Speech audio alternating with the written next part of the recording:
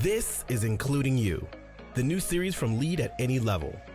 Including You features stories from chief diversity officers and other executives who are creating inclusive cultures in their organizations. Our goal is to show what's working in companies just like yours, to give you the tools you need to keep pushing for progress in your own workplace. We want to create belonging and opportunity for everyone, including you.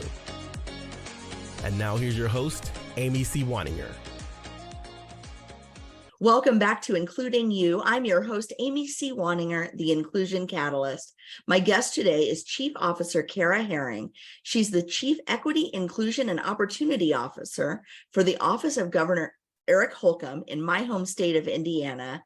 Chief Officer Herring, welcome to the show. Thank you, Amy. I'm so excited to be here with you. Thank you for having me. It means a lot. I'm excited to talk to you because, number one, and we were talking about this before we hit record, Indiana is not necessarily on the forefront of diversity, equity, and inclusion activity. And number two, I think it might surprise people to know that our governor, our Republican governor, Governor Holcomb, has someone in the position of Chief Equity, Inclusion, and Opportunity Officer. Can you talk a little bit about why this role is so important to this administration?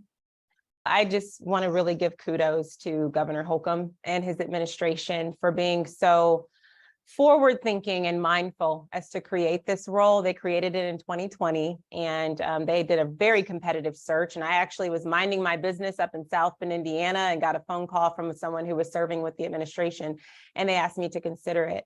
And once I was able to sit down with the governor and his team and hear his heart and the administration's heart for really making sure that we're serving all Hoosiers in the best way possible, all Indiana residents in the best way possible, I was sold. And so I went through the process. And I just think that in this day and age, when you're seeing so much divisiveness around DE&I and people politicizing it and using it as a talking point to get votes or as a talking point to rile people up, this administration said this is not a political thing for us. This is about quality of life. And this is about how we're serving the residents of our state in an equitable way. So let's focus on the data. Let's make sure that we're doing that. Simple as that. And I'm so appreciative for that type of leadership in our state. I am too, as someone who's lived in Indiana almost my whole life. And it's interesting to me, you mentioned serving all of the residents of Indiana. I think a lot of people outside the state don't realize the diversity within the state. We have incredibly rural communities, which is what a lot of people think of when they think of Indiana, but we also have very populated areas with a lot of unique needs. I'm thinking about Indianapolis, South Bend, Gary, Evansville, and then the Louisville suburbs of Jeffersonville, New Albany. And the issues are varied, but there are a lot of overlapping concerns between what we need in, let's say, in the cities, in some of these urban areas, things like job creation and accessible Wi-Fi and those kinds of things, to what we need out in the rural areas in terms of job creation and accessible Wi-Fi. So can you talk a little bit about what are some of the unifying themes around the state and what are some of the variations that you see? Absolutely. And you hit the nail on the head. Like you're coming in hot, you're right on point with that. And it's one of the reasons why we use the data to drive how we're approaching equity, because some people approach this work thinking only of race ethnicity, which that's one aspect to consider. But so many times, socioeconomics is what plays a huge part in some of the challenges that you see for communities across the state. So you mentioned rural Indiana and access to internet connectivity, access to devices, period, right? In order to actually be able to connect to the internet. And then you look at places like Gary or Fort Wayne or South Bend, and some of those inner city populations are struggling with some of the same exact things. And so you can take a kid from the middle of rural Indiana and a kid from the middle of Gary, Indiana, and they might look different on the outside, but some of those same challenges with housing and access to really good, strong public education or access to jobs and broadband, those things are very similar. And so the way that we've been looking at it through the state is we are a big fan of, in my office, the Center for Disease Control, the CDC, they have what's called the Social Vulnerability Index. And that social vulnerability index really shows the areas of your state by zip code that highlight where people are struggling with getting access to housing and transportation and good education and healthcare. Where are the healthcare deserts? Where are the childcare deserts? all of those things that contribute to the social determinants of health and quality of life of an individual, that CDC social vulnerability index number really tells us a lot. And so that's when you find out that a kid from the middle of urban Indiana and a kid from the middle of rural Indiana have some of the same challenges. And then it helps us inform how we address these concerns as a state. Who do we need to partner with? What agencies do we need to lift up in that region of the state? And I will tell you, when you have the data and it tells the story, it's hard to argue with that. When the numbers are telling us that infant mortality is high for certain populations, or there's a challenge with housing, affordable housing with certain populations, the numbers don't lie. When you're using sound numbers that come from really good sources, it's telling you where you need to focus your resources, and we try to lean into that for sure. Now, again, there will be challenges that are unique to Black and Brown individuals or folks where Spanish is their first language. There are going to be different challenges for some of those individuals versus some of the folks in rural Indiana that don't look like them, but the quality of life challenges are very similar. So as you're talking about that, I'm wondering, what are some initiatives that you've launched in response to this data? How do you prioritize, and can you just give us a couple of success stories around what you've done in this role? Absolutely. So one of the things that was really important to me coming in was the type of relationship, strategic relationship building that we were doing, not only with folks who look like me or look like some of I have a very diverse team. I have white people on my team and women and Black people, and I had Asian people, one of whom just left and went to another opportunity, but folks with disabilities. We have a very diverse team, and it was important for us to connect with all of those populations, but it was also important to connect with those who didn't see any connectivity with us so that we could start to build strategic relationships. And so that was the first initiative, was building relationships so that we could communicate what the work is and what the work is not. Because there's a lot of misconceptions out there about what diversity, equity, and inclusion actually is versus what you've heard in the media and how it's been used as a talking point for different folks. So relationship building was huge. We've connected with over 400, at this point, 400 stakeholders from different organizations, different individuals from across the state. The second thing, because I have a public relations background, that's what my undergraduate degree is in. I went to law school, but PR is huge. How are we communicating this message across Indiana? So we created a session called Next Level Teams, which is really around creating a culture of inclusion by using 3 tools: constructive disagreement, compassionate listening, and civility. And that training, which is a 90-minute session, we've done that for close to 6,000 people at this point, internal to state government and some of our external partners, to talk about how do you approach this work in a way that gets a lot of diverse perspectives around the table without scaring people away. And focusing on civility, constructive disagreement, compassionate listening, and using that to create a culture of inclusion has been huge. And when you have almost 6,000 people go through this and they take a post-training survey, and of those that take the post-training survey, 96% of them said, everybody in the state needs to do this. This is an incredible session that really brings diverse perspectives to the table in a non-intimidating, non-threatening way. And it opens up conversations about differences in a healthy way. That is one of my favorite success stories of what we've been able to do over the last 2.5 years. Our employees love it, our external partners love it. But one of the other things that was important with this work for us was we have 30,000 employees in the state, right? For the state of Indiana and the executive branch. We rolled out a climate survey last year that my deputy chief for workforce engagement led. And this climate survey gave us some really important substantive data about how folks are experiencing their work life in the state of Indiana's executive branch. And then Joseph worked with those different agency heads that had all this data to create action plans to say, we heard you, we heard our employees. This is what we're going to do, whether that's starting with training or whether that's having a consultant come in, whatever that looked like for that agency. Joseph Pinnell, my deputy chief, has been working on that. So those were 2 really important things that had never been done before, this type of training that focuses on those areas, and then doing a climate survey, which is different from a typical pulse survey, or they have I think it's like Q12 poll surveys, all those types of things. It's really different from that because it digs into identity and how you show up and can you be your authentic self. That has given us some really good data to start to run with these initiatives on how we can start to shift culture. So those are just 2 things. There's quite a few others externally, but we got a lot of other questions to cover. No, I appreciate that so much. And I just want to point out that if this can work in a state like Indiana, which people have a lot of ideas about the state, some of them are if it can work in a place like Indiana, it can really work anywhere. It's That's right. about fitting the approach to meet the needs of the constituency. Absolutely. And I feel, and this is not a knock to diversity practitioners anywhere else, but we have to do a better job as diversity and inclusion practitioners of reading the room, understanding the environment that you're operating in.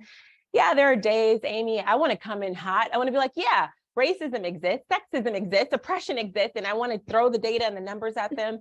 But that might not move the needle that day. You might not need to come in that hot. And I understand that in this environment that we work in, you have to really tailor the message in a way that's going to keep people at the table so that they can hear what you're saying.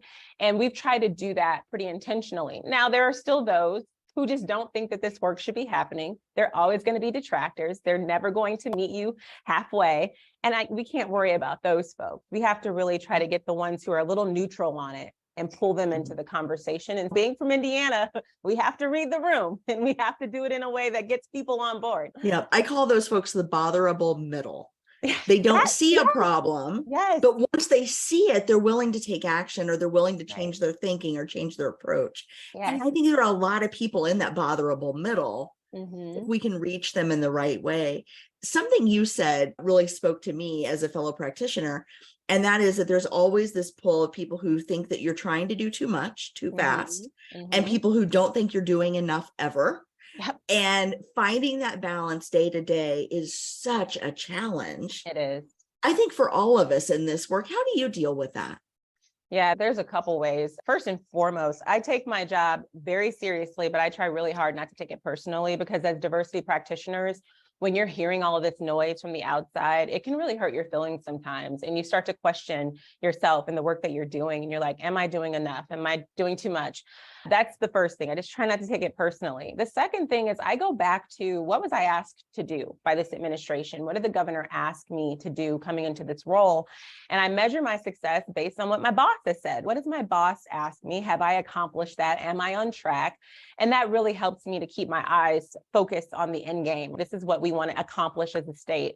And the third thing is, and I tell people this all the time, I have to have a really good core of folks around me that can help me when I have to go in and I have to really talk through some of these challenges. And I can say, do you think I'm doing enough here? And they will give me sound feedback.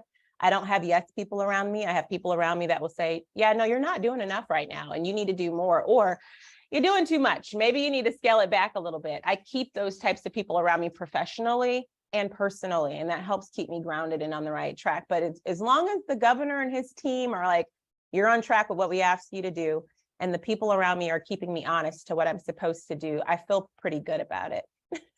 I think you should. I think you're doing some amazing stuff. I want to talk about the results of some of your initiatives. You mentioned that you had basically a 96% would recommend score from your Next Level Teams initiative. Yeah. Can you talk a little bit about the results of your climate survey? Not the findings necessarily. What were you able to do with that data? What transformation was possible? Yeah, so with our climate survey, we touched on a number of different points. It was a big undertaking, and we looked at an inclusion KPI, which just really gave us a key performance indicator of what inclusion looks like for the state of Indiana. That was at 71% overall. So we were actually doing pretty good with our inclusion overall. We looked at inclusive leadership for the state and how are our leaders creating cultures of inclusion. That was at 59%, not terrible, but not great. And that let us know that we have some opportunities here. The other thing we looked at is specifically like direct managers. What's the inclusive score for direct managers? And that was actually pretty high. It was 70%. And we were really happy with that, because what we found there is that people were thinking about leadership as in overarching, the folks that maybe two levels away. But when they talk about their direct supervisor, it sounds like folks are having a really good experience. And so that was really awesome. We looked at fair processes. How do people feel about the processes within the state, whether that's promotions or opportunity to get on committees, whatever that is. There was a number of different things included in that. That sat at 59%. And so we know there that we have some work to do, because I think our processes are really good, but maybe we're not communicating them in the right way. Maybe we're not giving people enough detail. We're not as transparent as we should be. And then we looked at inclusive teams. How are people feeling about the teams that they work with? 74% thought my team's pretty inclusive. I feel pretty good about that, which was really a good score. Still some work to be done. The almost second to last was psychological safety, which is really important to me, especially as a woman of color, because there have been so many studies out by a number of different, McKinsey and all these different people have done these studies where women of color really struggle with psychological safety in the workplace. That score was 69%, not as high as we'd like for it to be, but much stronger than what I thought. And I was really pleased with that. And then individual buy-in, really, how are the people who are taking this survey, how are they buying into this thought of diversity, equity, and inclusion, inclusive workplace? It was at about 62%, where some of them felt like they could be doing more. Like this is them really scoring themselves on, I don't really do as much as I should be doing with inclusion or diversity. And so that was very telling. We had about almost a 40% response rate on this survey. Now, mind you, we've never done this survey before. We have 30,000 employees. We were right under 12,000 people responded. That's a really great number. And so this was data that was pretty substantive for us. And those are the scores. That was the overarching scores, but then each agency, we have the specific breakdown. And Joseph saw where there were some that were struggling a little bit more than others. And so he tailored those action plans to those agencies. And only time will tell if we're able to really move the needle on some of these scores with these action plans. But those were the key indicators that we looked at for this survey. It's really important to have that broad data to say, okay, where are we benchmark wise? I'm guessing though that you didn't stop with, oh, we're 71, we're good. I'm guessing you dove in a little deeper. How does this split out across race? How does it split out across gender? How does it split out across office location or job level? Did you find anything in there that surprised you that you'd be willing to share? There were quite a few things that surprised me, not willing to share just because I don't want to put any agency on the spot or anything like that. But there were some things that definitely surprised me, specifically around opportunity. So fair process, there's specific groups that really, that score was lower for those groups than others. And I'm wondering, is it the way we're communicating things, or is it because visually certain people just aren't seeing themselves in these opportunities when they become available? And so we have to dig into that a little bit more in some of our agencies. I think the other thing that was surprising to me, because I feel like we do have really good inclusive leadership at the top, because I know the people at the top and I'm with the people at the top, that inclusive leadership score was low. And I was surprised at how low that was versus inclusive managers, right? And there were some agencies that really stood out. There's, which those agencies shall remain nameless, but what that did was that gave us some ammunition for Joseph to sit down with those agency heads and say, let's drill into this a little bit more and figure out what's going on here. Is it that you all aren't being transparent enough with what you are doing to create inclusion, or maybe you're not doing enough? And we need to think about that too. That's about as deep as I'll go into it, but there were definitely some demographics that I was like, okay, we got to do some work here with this group. That makes total sense. Thank you for being as transparent as you can be.